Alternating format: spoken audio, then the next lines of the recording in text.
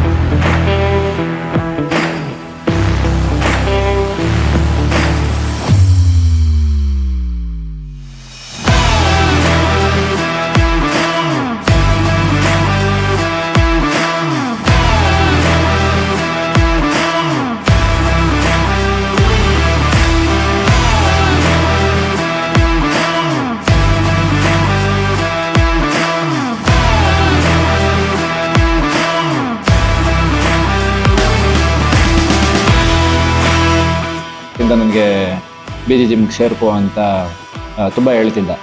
After big boss ಇಂದ ಬಂದಮೇಲೆ ನಾನು ಯಾವುದು ಸದ್ಯಕ್ಕೆ ಒಪ್ಕೊಂಡಿರಲಿಲ್ಲ. ಲೈಕ್ ಸೀರಿಯಲ್ ಆಗಿರ್ಬೋದು, ಸಿನಿಮಾ ಆಗಿರ್ಬೋದು. ಸೊ ನಂಗೆ ಟೈಮ್ ಇತ್ತು, ಲೈಕ್ ಫ್ರೀ ಟೈಮ್ ಇತ್ತು. So I wanted to come BG gym.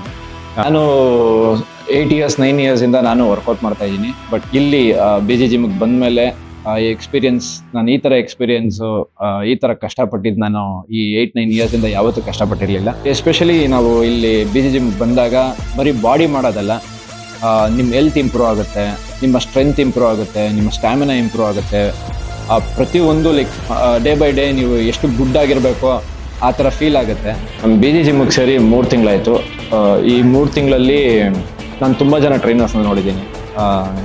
BG ಅವ್ರ ಬಗ್ಗೆ ಹೇಳಬೇಕು ಅಂದರೆ ಅವ್ರಿಗಿರೋ ಕಮಿಟ್ಮೆಂಟು, ಡೆಡಿಕೇಶನ್ನು, ಈ ಒಂದು ಬ್ಯಾಚಲ್ಲಿ ಒಂದು 15 ಜನ ಟ್ರೈನ್ ಮಾಡ್ತಾರೆ. 15 ಜನಕ್ಕೂ ಇವ್ರಿಗೆ ಜಾಸ್ತಿ ಅವ್ರಿಗೆ ಕಮ್ಮಿ ಮಾಡಬೇಕು ಅಂತ ಯಾವತ್ತೂ ನಾನು ನೋಡಿಲ್ಲ. ಪ್ರತಿಯೊಬ್ಬರನ್ನೂ ಅವರೇ ರೀತಿಯಲ್ಲಿ ಅವ್ರಿಗೆ ಎಷ್ಟು ಸ್ಟ್ರೆಂತ್ ಇದೆಯೋ, ಅವ್ರಿಗೆ ಎಷ್ಟು ಸ್ಟ್ಯಾಮಿನಾ ಇದೆಯೋ ಆ ಇದ್ರ ಮೇಲೆ ಪ್ರತಿಯೊಬ್ಬರಿಗೂ ಎಷ್ಟು ವರ್ಕೌಟ್ ಮಾಡಿಸ್ಬೇಕೋ ಅಷ್ಟು ವರ್ಕೌಟ್ ಮಾಡಿಸ್ತಾರೆ. ಆಮೇಲೆ ನಾನು ಯಾವ ಟ್ರೈನರು ಬುಕ್ ಇಟ್ಕೊಂಡಿರೋದು ನೋಡಿಲ್ಲ. ಇವರು ಬುಕ್ ಇಟ್ಕೊಂಡು ಪ್ರತಿಯೊಬ್ಬರಿಗೆ ಯಾವ ವರ್ಕೌಟ್ ಮಾಡಿಸ್ಬೇಕು, ಏನು ವರ್ಕೌಟ್ ಮಾಡಿಸ್ಬೇಕು, ಪ್ರತಿಯೊಂದೂ ಲೈಕ್ ಅದನ್ನು ಬರೆದು ಅದನ್ನು ನೋಡಿ ಆಮೇಲೆ ಅವ್ರನ್ನ ಬಂದು ಟ್ರೈನ್ ಮಾಡೋದು ನಾನು ನೋಡಿದ್ದೀನಿ. ನಾನು ಎಷ್ಟೊಂದು ಜನ ಕೇಳಿದ್ದೀನಿ ನಾನು ಇವ್ರಿಗೆ ಫ್ಯಾನ್ ಆಗಿದ್ದೀನಿ ಅಂತ. ಅವ್ರಿಗಿರೋ ಡೆಡಿಕೇಶನ್ಗೆ, ಅವ್ರಿಗಿರೋ ಕಮಿಟ್ಮೆಂಟ್ಸ್ಗೆ. ಈ 3 ತಿಂಗಳಲ್ಲಿ ನಾನು ಬಿಗ್ ಬಾಸಲ್ಲಿ ಇರಬೇಕಂದ್ರೂ ಆ 3 ತಿಂಗಳು ನನಗೆ ಕಷ್ಟ ಅನಿಸಿಲ್ಲ. ದೊಡ್ಡದು ಲೈಕ್ ಅಷ್ಟು 3 ತಿಂಗಳು ಏನು ಇಷ್ಟು ದೊಡ್ಡದಾಗಿ ಹೋಗ್ತಾ ಇದೆ ಅಂತ ಅನಿಸಿರಲಿಲ್ಲ. BG ಜಿಮ್ಗೆ ಬಂದಮೇಲೆ ಹಂಗೆ ಅನಿಸಿದ್ದು. ಡಯಟ್ ಆಗಿರ್ಬೋದು, ಡಯಟ್ ಪ್ರತಿಯೊಂದು ಮೀಲ್ನೂ ಅವರು ಫೋಟೋ ಕೇಳೋದಾಗಿರ್ಬೋದು, ಫೋಟೋ ಕಳಿಸೋದು, ಮರ್ತೋಗಿದ್ರೆ ಮೆಸೇಜ್ ಹಾಕ್ತಾರೆ, ಮೀಲ್ ಫೋಟೋ ಬರಲಿಲ್ಲ, ಫೋನ್ ಮಾಡೋದು. ಅವ್ರು ನಮಗಿರೋ ಡೆಡಿಕೇಶನ್ಗಿಂತ ಅವ್ರು ನಮ್ಮ ಬಗ್ಗೆ ತೋರಿಸೋ ಡೆಡಿಕೇಶನ್ನೇ ಜಾಸ್ತಿ ನಾನು ನೋಡಿರೋದು. ಆಮೇಲೆ ಜಿಮ್ಮಿಗೆ ಬಂದಮೇಲೆ ಲೈಫಲ್ಲಿ ನಾನು 100 ಪೌಂಡ್ಸ್ 200 ಪೌಂಡ್ಸ್ ನಾನು ಮಾಡಿದ್ದೇ ಇಲ್ಲ. ಜಿಮ್ಮಿಗೆ ಬಂದಿದ ತಕ್ಷಣ ಫಸ್ಟ್ ಡೇನೇ pushups 100 pounds 200 pounds, pullups 100 pounds ಆ ಥರ ಹೇಳ್ತಾರೆ. ನಾನು ಸ್ಟಾರ್ಟಿಂಗಲ್ಲಿ ಇರಬೇಕಾದ್ರೆ ನನ್ನ ಬಾಡಿ ಮಾಡಿರ್ಬೋದು, ಆ ಸ್ಟ್ರೆಂತ್ ಇರ್ಬೋದು. ಬಟ್ ಇಲ್ಲಿ ಬಂದು ಫಸ್ಟ್ ಡೇ ಮಾಡೋಕ್ಕೂ ತುಂಬ ಕಷ್ಟಪಟ್ಟಿದ್ದೀನಿ. ಬಟ್ ಆ ಫಸ್ಟ್ ಡೇಲಿ ಇದ್ದಿದ್ದಕ್ಕೂ ಇವಾಗ 90 ಡೇಸ್ಗೆ ನನ್ನ ಸ್ಟ್ಯಾಮಿನಾ, ನನ್ನ ಸ್ಟ್ರೆಂತ್ ಇಂಪ್ರೂವ್ ಆಗಿರೋದಕ್ಕೂ ಅಜಗಜಾಂತರ ಡಿಫ್ರೆನ್ಸ್ ಇದೆ. ಯಾಕಂದರೆ ಫಸ್ಟ್ ಡೇ ಬಂದಾಗ ಒಂದು 10 ಸತಿ ಆಚೆ ಹೋಗ್ತಿದ್ದೆ ಜಿಮ್ಮಿಂದ, ಅಷ್ಟು ಸುಸ್ತಾಗ್ತಿತ್ತು, ತುಂಬ ಹೆವಿ ಅನಿಸ್ತಾಯಿತ್ತು. ಇವಾಗ ನಾನು ವರ್ಕೌಟ್ ಮಾಡ್ತಿದ್ದೆ 2.5 ಅವರಲ್ಲಿ ಇಷ್ಟೊಂದು ವರ್ಕೌಟ್ ಮಾಡ್ಬೋದಾ, ಈ ರೇಂಜಿಗೆ ವರ್ಕೌಟ್ ಮಾಡ್ಬೋದಾ ಅಂತ ನನಗೆ ಇಲ್ಲಿ ಬಂದಮೇಲೆ ಗೊತ್ತಾಗಿತ್ತು. ಯಾಕಂದರೆ ನಾನು ಫಸ್ಟ್ ಎಲ್ಲ 3 ಅವರ್ಸು ಆ ಥರ ವರ್ಕೌಟ್ ಮಾಡ್ತಿದ್ದೆ. ಈ 1.5 ಅವರಲ್ಲಿ ಆ 3 ಅವರ್ಸ್ಗಿಂತ ಲೈಕ್ ಒಂದು ದಿನದ ಮಾಡೋಷ್ಟು 1.5 ಅವರಲ್ಲಿ ಮಾಡ್ಬೋದು ಅಂತ ನನಗೆ ಗೊತ್ತಾಗಿದ್ದೆ BG ಅವ್ರ ಜಿಮ್ಗೆ ಬಂದಮೇಲೆ. ಮನ್ಸಲ್ಲಿ ಬಾಡಿ 100% ಮಾಡ್ಬೋದು. ಯಾವಾಗ ಮಾಡ್ಬೋದು ಅಂದರೆ ನಮ್ಮ BG ಅವರು ಟೈಮ್ನ ಲೈಕ್ 1.5 ಅವರ್ ಅವ್ರ ಟೈಮ್ನ ಕೊಡ್ತಾರಲ್ಲ, ನಿಮ್ಮ ಮೇಲೆ ಕಾನ್ಸಂಟ್ರೇಟ್ ಮಾಡ್ತಾರಲ್ಲ, ಆ ಕಾನ್ಸಂಟ್ರೇಷನ್ನು ನಿಮ್ಮ ಮೇಲೆ ನೀವು ಮಾಡ್ಕೊಂಡ್ರೆ 100% ಬರುತ್ತೆ. BG ಜಿಮ್ಗೆ ಸೇರ್ಕೊಳಂಗಿದ್ರೆ, ಕಷ್ಟ ಬೀಳಂಗಿದ್ರೆ ಮಾತ್ರ ಪ್ಲೀಸ್ BG ಜಿಮ್ಗೆ ಸೇರ್ಕೊಳ್ಳಿ, ಇಲ್ಲಾಂದರೆ ಸೇರ್ಕೊಳಕ್ಕೆ ಹೋಗಬೇಡಿ. ಯಾಕಂದರೆ ಫಸ್ಟ್ ಡೇಯಿಂದಲೇ ನಿಮಗೆ ಕಷ್ಟ ಅಂತ ಅನಿಸುತ್ತೆ. ಇಲ್ಲಾಂದರೆ 3 ಮಂತ್ಸಲ್ಲಿ ಬಾಡಿ ಬರೋಕ್ಕಾಗಲ್ಲ, ಬರೋದು ಇಲ್ಲ. ಅವ್ರು ಕೊಡೋ ಲೈಕ್ ಡೆಡಿಕೇಶನ್ ಅರ್ಧ ಡೆಡಿಕೇಶನ್ ನಾವು ನಮ್ಮ ಬಾಡಿ ಮೇಲೆ ಕೊಟ್ಟರೆ 100% 3 ಮಂತ್ಸಲ್ಲಿ ಬಾಡಿ ಬಂದೇ ಬರುತ್ತೆ. ವರ್ಕೌಟ್ ಅಂತೂ ಮಾತೇ ಇಲ್ಲ. ನಾನು ಈ 10 ವರ್ಷದಲ್ಲಿ ನಾನು ಈ ಥರ ವರ್ಕೌಟೇ ಮಾಡಿಲ್ಲ. ಒಂದು 1 ನಿಮಿಷ ರೆಸ್ಟು ಇಲ್ಲ 30 ಸೆಕೆಂಡ್ಸ್ ರೆಸ್ಟು ಅಷ್ಟೇ ನಮಗೆ ಸಿಗೋದು. ಆ 30 ಸೆಕೆಂಡ್ ರೆಸ್ಟ್ ನಾನು ಆ ಥರ ಯಾವತ್ತೂ ಮಾಡಲೇ ಇಲ್ಲ. 3 ಅವರ್ಸ್ 4 ಅವರ್ಸ್ ಆ ಥರ ವರ್ಕೌಟ್ ಮಾಡ್ತಾ ಇದ್ದವನು. ಜಿಮ್ಮಲ್ಲಿ ಮಾತಾಡ್ತಾ ಇದ್ದೆ ಜಾಸ್ತಿ. ನಾನು ಮಾತಾಡೋದೇ ಜಾಸ್ತಿ ಜಿಮ್ಮಲ್ಲಿ. ಈ ಜಿಮ್ಮಿಗೆ ಬಂದಮೇಲೆ ನಾನು ಮಾತಾಡೋದೇ ಬಿಟ್ಬಿಟ್ಟಿದ್ದೀನಿ.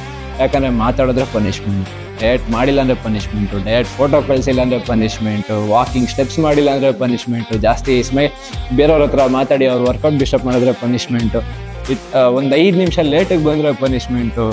ಈ ಥರ ಒಂದು ಪ್ಯಾಕ್ ಇಟ್ಕೊಂಡಿದ್ದಾರೆ. ಆ ಪ್ಯಾಕ್ನ ದಾಟಿ ಅವರು ಹೋಗಲ್ಲ, ನಾವು ನಮ್ಮನ್ನೂ ಹೋಗಕ್ಕೆ ಬಿಡಲ್ಲ. ಆಮೇಲೆ ಯಾವತ್ತೂ ಅಷ್ಟೇ ನಾನು ಇಡೀ 3 ಮಂತ್ಸಲ್ಲಿ ನಾನು ಅವ್ರನ್ನ 5 ನಿಮಿಷ ಅವರು BG ಅವರು ಮತ್ತು ದಿಶಾ ಅವರಿಬ್ಬರು ಲೇಟಿಗೆ ಬಂದಿದ್ದು ನಾನು ನೋಡೇ ಇಲ್ಲ. 5 ನಿಮಿಷನೂ ನಾನು ಅವ್ರನ್ನ ಲೇಟಿಗೆ ಬರೋದು ನೋಡಿಲ್ಲ. ನಮ್ಮದು ಲೇಟಿಗೆ ಬರೋಕ್ಕೆ ಬಿಟ್ಟಿಲ್ಲ. ಯಾಕಂದರೆ ಒಂದು 2 ಸತಿ ಲೇಟಿಗೆ ಬಂದಿದ್ದೆ.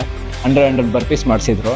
ಅದಾದಮೇಲೆ ಲೇಟಿಗೆ ಬರಬೇಕು ಅಂತ ಅನಿಸಿಲ್ಲ. ಒಂದು 10 ನಿಮಿಷ ಬೇಗ ಬಂದು ಇಲ್ಲಿ ವೆಯ್ಟ್ ಮಾಡ್ತಾ ಇರ್ತೀವಿ. ಜಿಮ್ಮಿಗೆ ಸೇರೋಕ್ಕೆ ಮುಂಚೆ ಬೇರೆಯವ್ರದ್ದೆಲ್ಲ ಬೇರೆ ಟ್ರೈನರ್ಸ್ ಎಲ್ಲ ಏನು ಮಾಡ್ತಾರೆ ಅಂದರೆ, ಬರೀ ಜಿಮ್ಮಿಗೆ ಸೇರ್ಕೊಂಡಿದ ತಕ್ಷಣ ನಿಮ್ಮ BMI ತರಿಸ್ಕೊಂಡು BMI ಇದರಲ್ಲಿ ಏನಿದೆಯೋ ಅದನ್ನು ನೋಡಿಕೊಂಡು ಡಯಟು ವರ್ಕೌಟ್ ಪ್ಲ್ಯಾನ್ ಮಾಡ್ತಾರೆ. ಇವರು ಬಂದಿದ್ದ ತಕ್ಷಣ ಬ್ಲಡ್ ಟೆಸ್ಟ್ ಮಾಡಿಸ್ತಾರೆ. ಆ ಬ್ಲಡ್ ರಿಪೋರ್ಟ್ ಮೇಲೆ ನಿಮ್ಗೇನು ಡಯಟ್ ಕೊಡಬೇಕು, ನಿಮ್ಗೇನು ವರ್ಕೌಟ್ ಮಾಡಿಸ್ಬೇಕು ಅದಷ್ಟು ಪ್ಲ್ಯಾನ್ ಮಾಡಿ ಒಂದು ಚಾರ್ಟ್ ಹಾಕಿ ಅದ್ರ ಮೇಲೆ ನಿಮಗೆ ಟ್ರೈನ್ ಮಾಡೋದು ಆ ಥರ ಎಲ್ಲ ಇದು ಮಾಡ್ತಾರೆ. ಕಾರ್ಡಿಯೋ ಆಗಿರ್ಬೋದು, ಲೈಕ್ ಹೆವಿ ಕಷ್ಟ ಇದೆ. BG ಜಿಮ್ಮಲ್ಲಿ ವರ್ಕೌಟ್ ಮಾಡೋದು ಹೆವಿ ಕಷ್ಟ ಇದೆ. ಆದರೆ 100% ರಿಸಲ್ಟ್ ಇದೆ. 200% ರಿಸಲ್ಟ್ ಇದೆ. 100 ಅದು ತಪ್ಪಾಗಿದೆ. 200% ರಿಸಲ್ಟ್ ಇದೆ. ಮಾಡೋರು ಅಷ್ಟು ಜನ, ಕಷ್ಟ ಬೀಳೋರು ಅಷ್ಟು ಜನಕ್ಕೂ ರಿಸಲ್ಟ್ ಬಂದಿದೆ. ಅವರು ಕಷ್ಟಪಡ್ತಾರೆ, ನಮ್ಮದು ಕಷ್ಟಪಡಿಸ್ತಾರೆ. ಫಸ್ಟ್ ಡೇಯಿಂದ 90 ಡೇಸ್ವರೆಗೂ ಕಷ್ಟ ಆಗುತ್ತೆ. 90th ಡೇ ಅದಕ್ಕಿಂತ ಜಾಸ್ತಿ ಖುಷಿ ಆಗುತ್ತೆ. ಯಾಕಂದರೆ ಆ ಲೆವೆಲ್ ರಿಸಲ್ಟ್ ಬಂದಿರುತ್ತೆ ನಮಗೆ. ನಾನು ಆಗಲೇ ಹೇಳ್ದಾಗೆ ಬಿಗ್ ಫ್ಯಾನ್ ಆಫ್ ಹಿಮ್. BGಗೆ ಮತ್ತು ದಿಶಾ ಅವ್ರಿಗೆ ಫ್ಯಾನ್. ನನಗೆ ಎಷ್ಟು ಜನ ಫ್ಯಾನ್ಸ್ ಇರ್ಬೋದು, ಬಟ್ ನಾನು ಪ್ರೌಡ್ಲಿ ಸೇ ನಾನು ಅವ್ರಿಗೆ ಫ್ಯಾನು. ಯಾಕಂದರೆ ಅವ್ರ ಕೆಲಸ ನೋಡಿ, ಅವರ ಡೆಡಿಕೇಶನ್ ನೋಡಿ. ಇಲ್ಲಿವರೆಗೂ ನಾನು ನನ್ನ ಬಗ್ಗೆ ತಲೆ ಕೆಡಿಸ್ಕೊಳೋದಕ್ಕಿಂತ ನೀವು ನನ್ನ ಬಗ್ಗೆ ತಲೆ ಕೆಡಿಸ್ಕೊಂಡು ನನ್ನ ಟ್ರೈನ್ ಮಾಡಿ, ನನಗೆ ಸಪೋರ್ಟ್ ಮಾಡಿ, ನನ್ನ ಪುಷ್ ಮಾಡಿದ್ದಕ್ಕೆ BG sir and Disha madam, thank you so much. ನಾನು ಯಾವಾಗೂ ನಿಮ್ಗೆ ಫ್ಯಾನ್ ಆಗಿರ್ತೀನಿ. Thank you.